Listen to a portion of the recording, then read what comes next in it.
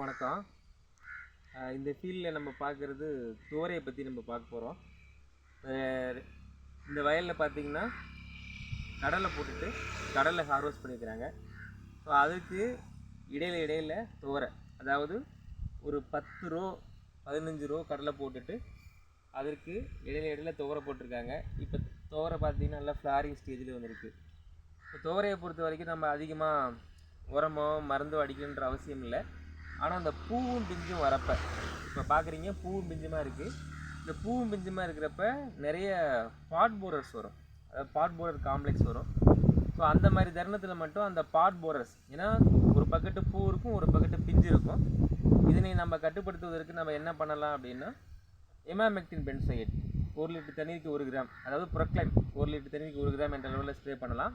அல்லது இண்டாக்ஸாகார்ப் அவான்ட்டுன்னு சொல்லுவோம், அது 1 லிட்டர் தண்ணீருக்கு 1 மில்லி என்ற அளவில் நம்ம ஒட்டுப்பசை சேர்த்து ஸ்ப்ரே பண்ணோம்னா, ஸோ இந்த பாட் போரர் காம்ப்ளெக்ஸு மற்ற பூச்சிகள் எல்லாத்தையுமே கட்டுப்படுத்தலாம். ஏன்னா துவரையை பொறுத்த வரைக்கும் ஒரு 5 விதமான பாட் போரர்ஸ், அதாவது காய்ப்புழுக்கள் வரும். அதில் நம்ம இமாமெக்டின் பென்சோயேட்டும் பயன்படுத்தலாம், அல்லது இண்டாக்ஸாகார்ப் அவான்ட்டு பயன்படுத்தலாம். அப்படியும் இல்லை அப்படின்னா பாட் போரருக்கு குளோரன்ட்ரினிப்ரோல் என்று சொல்லக்கூடிய கோரஜன் ஒரு ஏக்கருக்கு 60 கிராம், அதாவது 1 லிட்டர் தண்ணீருக்கு 0.6 மில்லி என்ற அளவில் ஒட்டுப்பசையுடன் கலந்து தெளிப்பதன் மூலம் நாம் இந்த காய்ப்புழுக்களை கட்டுப்படுத்தலாம். அடுத்து இந்த வயலில் என்ன பண்ணியிருக்காங்க அப்படின்னா, கடலையை ஹார்வெஸ்ட் பண்ணிக்கிறாங்க. கடலையை ஹார்வெஸ்ட் பண்ணிவிட்டு மண் வளத்தை அதிகப்படுத்துறதுக்காக அடுத்து உளுந்து தெளிச்சிருக்கிறாங்க, மானாவாரி உளுந்து. இப்போ நீங்கள் பார்க்குறது மானாவாரி உளுந்து. இந்த மானாவாரி உளுந்து தெளிக்கிறப்ப பார்த்தீங்க அப்படின்னா, இது வேரில் பார்த்தீங்கன்னா வேரில் உங்களுக்கு நமக்கு நல்லாவே தெரியும். ஸோ அந்த வேர் முடிச்சுகள் இருக்கும். அந்த வேர் முடிச்சுகள் வளிமண்டலத்தில் உள்ள தலைச்சத்தை கிரகிச்சு மண்ணை வளப்படுத்தும். ஸோ இது போன்ற முறையில் நம்ம விவசாயம் பண்ணணும்னா மண் வளத்தையே நம்ம கண்டிப்பாக பாதுகாக்கலாம். ஏன்னா இதுக்கு முன்னாடி கடலை போட்டுக்கிறாங்க, கடலை ஹார்வெஸ்ட் பண்ணிக்கிறாங்க.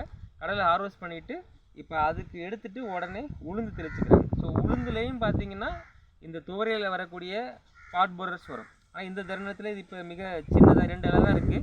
ஸோ ஒரு குறிப்பிட்டு ஒரு 40-45 நாளில் பூ பிஞ்சமாக இருக்கிறப்ப இதே மாதிரி காய்ப்புழுக்கள் வரும், அந்த பாட் போரர் காம்ப்ளெக்ஸ் வரும். அந்த பாட் போரர் காம்ப்ளெக்ஸ்க்கு உளுந்தை பொறுத்த வரைக்கும் நாம் நோவலியூரான்னா ரீமான்னு சொல்லுவோம், அதனுடைய ட்ரெயின் நேம்.